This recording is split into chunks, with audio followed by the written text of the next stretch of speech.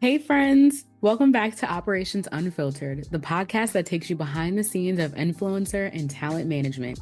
I'm your host, Zarina, and on episodes when I'm not joined by a special guest, I like to do a deep dive into topics that caught my attention, but through the lens of project management. Today, we're talking all things marketing operations for GLP-1 supplements. Specifically, we'll take a closer look at Kourtney Kardashian Barker's latest wellness venture with Lemme GLP-1 daily supplements. Then we're going to explore the pros and cons of marketing over-the-counter supplements versus FDA-approved options and what that means for the influencer and content creator community. So, without further ado, let's get into this week's episode of Operations Unfiltered. If you're like me and your guilty pleasure is watching the Kardashians, then you know that health-conscious eldest Kardashian, Kourtney, is co-owner of vitamin and supplement brand Lemme. I've tried a few products and I have to say they taste pretty good. They don't have that chalky aftertaste like some of the other supplements I've tried. With the influx of health-conscious consumers, it looked like Mrs. Kardashian Barker is tapping into the GLP-1 receptor agonist market. With the extreme success of other Kardashian brands that are typically in the lifestyle and fashion space, I wonder if the Lemme GLP-1 daily supplements is going to have the same stellar success as her other brands.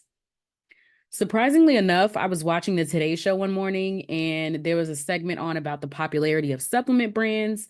Of course, Lemme was named and a few others, and that's when the aha moment happened for me.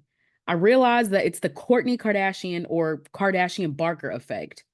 That's when a celebrity with Kourtney's reach backs a product and it instantly gains a built in audience. Her followers trust her recommendations, especially in wellness, where she's built an image of being health conscious.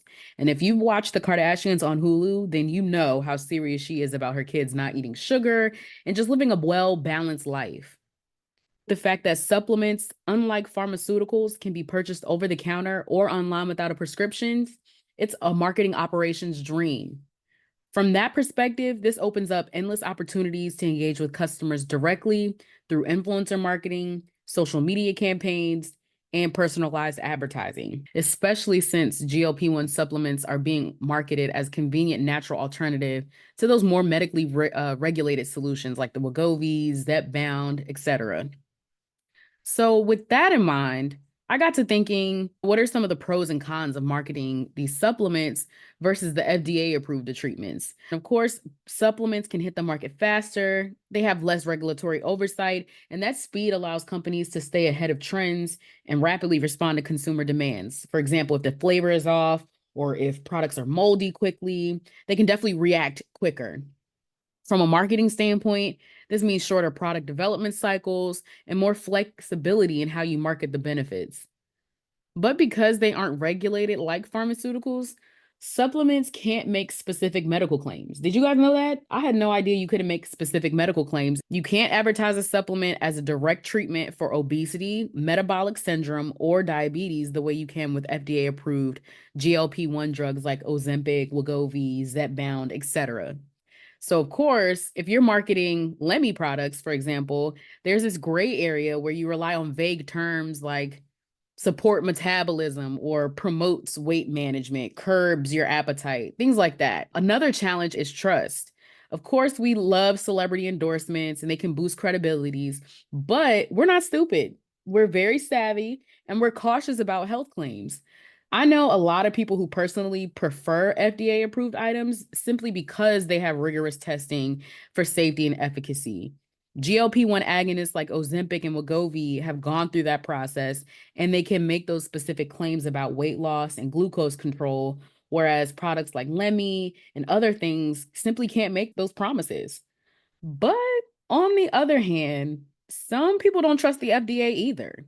So, from a marketing perspective, it's like my grandma always says, six eggs in one hand, half a dozen in the other.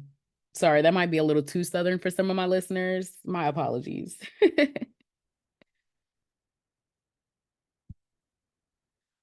So, what does this mean for the future of marketing operations in the wellness and supplement space?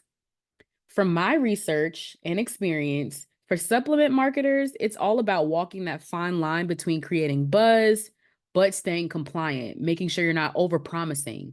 That means relying on influencer marketing, wellness narratives, and personal testimonies. Building trust is key, but it's important to educate consumers without overpromising.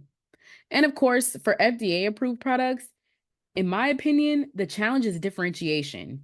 How can you, Ozempic, stand out in such a highly regulated space while maintaining the trust that comes along with that stamp of approval? That's where things like patient outcomes, clinical studies, and of course, healthcare professional endorsements come into play. So maybe they need to get Dr. Now to advertise that he's for Wegovy or something like that. It could help. At the end of the day, marketing operations for supplements like Kourtney Kardashian Barker's Lemme brand thrive on fast execution, creativity, and influencer power. But the trade-off is the lack of regulatory backing and consumer trust that sometimes comes with FDA approval. What are your thoughts?